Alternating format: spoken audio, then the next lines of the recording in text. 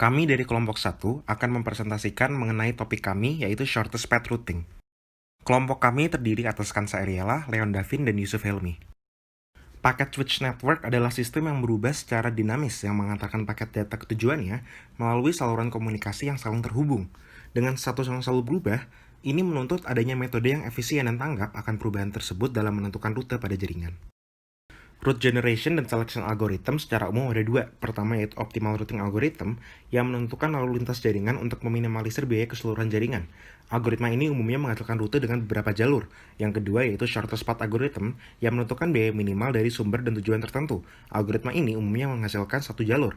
Pada topik kali ini akan dibahas lebih lanjut mengenai shortest path algorithm. Pada shortest path routing, topologi jaringan komunikasi direpresentasikan dengan grafik berarah yang dibobotkan. Setiap busur akan memiliki bobot yang merepresentasikan biaya pengiriman antara dua node tersebut. Objektif shortest path routing adalah menemukan jalur di antara dua node dengan biaya total paling kecil. Shortest path algorithm bisa dibagi ke dalam dua kelas. Pertama, distance vector, yang didasarkan pada model pemrograman dinamis, dan algoritma yang umum digunakan adalah Bell-Manford algorithm atau Wolff-Fulkerson method. Kedua, yaitu link state, yang umumnya diimplementasikan dengan metode replikasi di mana setiap switch melakukan komputasi routing independen. Algoritma yang umum digunakan adalah Dijkstra's algorithm. Pada distance vector routing, biaya minimum dari node I ke J atau DIJ dihitung dengan persamaan Bellman, yang bisa diselesaikan secara iteratif dengan Bell-Manford algorithm. Pada contoh ini digunakan destination node yang tetap, yaitu pada node 1. Iterasi pertama menentukan jarak terdekat dari semua node ke node J dengan batasan satu sambungan. Setiap iterasi selanjutnya, batasan sambungan bertambah 1. Kondisi awalnya, setiap DIJ diberi nilai tak terhingga. Kemudian dilakukan iterasi penambahan batas jumlah sambungan, dan tampak dari iterasi 4 ke 5 tidak ada perubahan nilai lagi sehingga algoritma selesai. Spanning tree menunjukkan rute yang akan dilalui paket untuk mencapai node 1 sesuai dengan hasil dari iterasi algoritma Bell-Manford. Salah satu implementasi praktikal dari algoritma ini adalah Routing Information Protocol atau RIP. Pada link state routing, terdapat dua fungsi utama. Pertama yaitu replikasi link state database yang dilakukan dengan membroadcast link state advertisement atau LSA, dan kedua yaitu kalkulasi jalur terpendek, di mana setiap node merutakan paket ke tujuannya dengan mengkalkulasikan sendiri jalur terpendek menggunakan algoritma Dijkstra. Algoritma Dijkstra menggunakan node sumber sebagai titik mulai dari spanning tree, dengan set P adalah node yang telah dicantumkan pada spanning tree. Awalnya hanya terdapat I sebagai node sumber di set P, yang kemudian pada step iterasi, satu node dengan biaya termurah ditambahkan pada spanning tree. Algoritma ini akan berhenti ketika setiap node sudah terdapat pada spanning tree. Hasil akhir dari algoritma Dijkstra tampak seperti pada tabel iterasi berikut ini. Selanjutnya akan dibahas implementasi Shorting Path Routing Algorithm pada protokol routing OSPF atau Open Shortest Path First.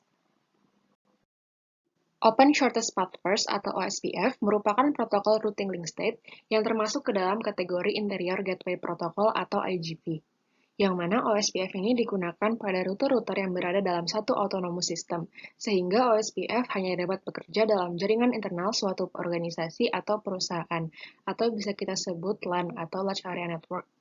OSPF menggunakan algoritma shortest path untuk menentukan jalur terbaik yang akan digunakan. Terdapat 3 tahap pada OSPF. Yang pertama adalah membentuk hubungan neighbor. Ketika OSPF sudah dikonfigurasi pada router-router di jaringan, pertama-tama tiap router akan membentuk hubungan neighbor atau tetangga dengan router-router yang berada di dalam satu jaringan dengannya. Setelah terbentuk, router akan tukar-menukar informasi link state dengan neighbor-nya menggunakan paket yang dinamakan paket LSA atau Link State Advertisement.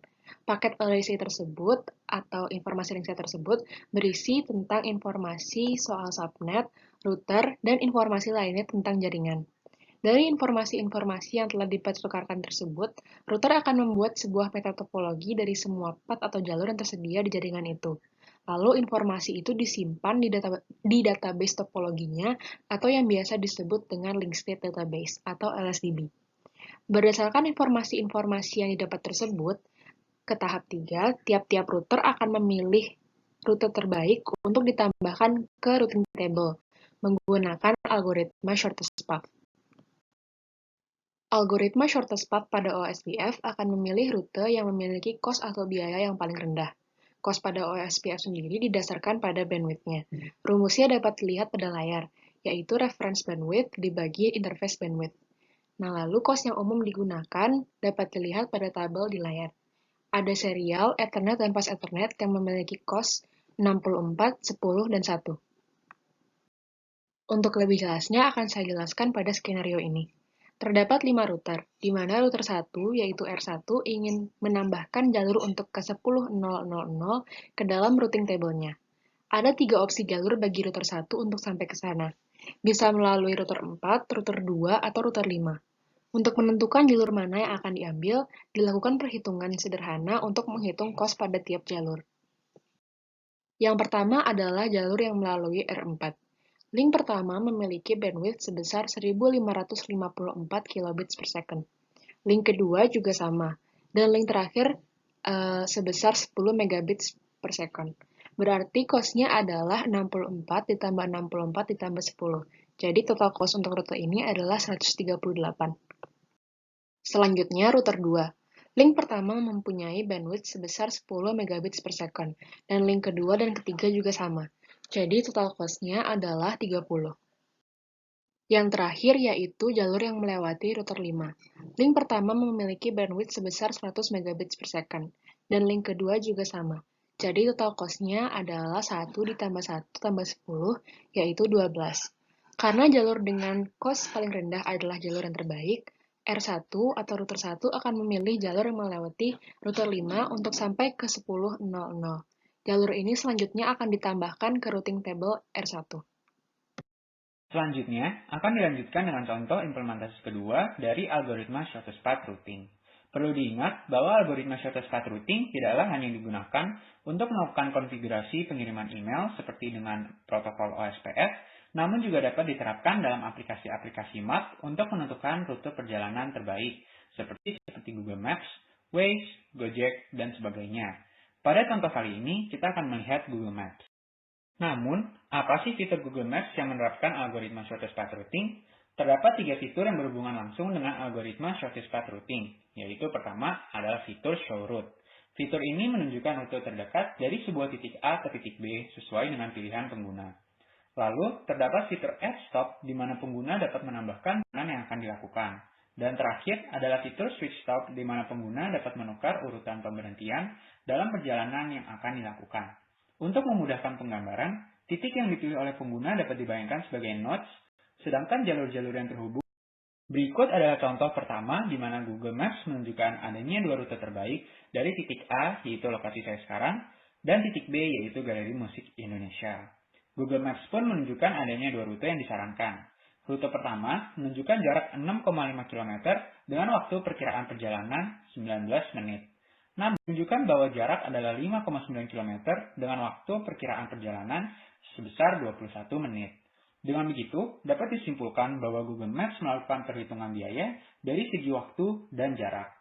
Ketika minimum waktu dan minimum jarak terletak pada 2 rute yang berbeda, maka Google Maps akan menyarankan kedua rute, serta pengguna untuk memilih rute sesuai preferensinya masing-masing. Namun, dapat dilihat juga bahwa masih terdapat banyak rute yang dapat diambil oleh pengguna. Berikutnya adalah contoh di mana saya menambahkan pemberhentian Mall Arta Gading pada perjalanan. Pada gambar pertama, terlihat bahwa jarak total adalah 8,7 km dengan waktu 28 menit. Sedangkan ketika urutan pemberhentian diubah, jarak total menjadi 9,4 km dengan waktu perkiraan perjalanan 30 menit. Ini dapat disebabkan karena adanya jalur-jalur one way, atau dalam kata lain, terdapat edge yang tidak bidirectional sehingga perjalanan harus mengambil rute lain. Jika seluruh edge bersifat bidirectional, maka jarak yang dihasilkan pun harusnya sama. Namun untuk waktu, masih banyak terdapat faktor seperti kemacetan. Sekian presentasi dari kelompok kami, kurang lebihnya kami mohon meminta maaf. Atas perhatiannya kami ucapkan terima kasih.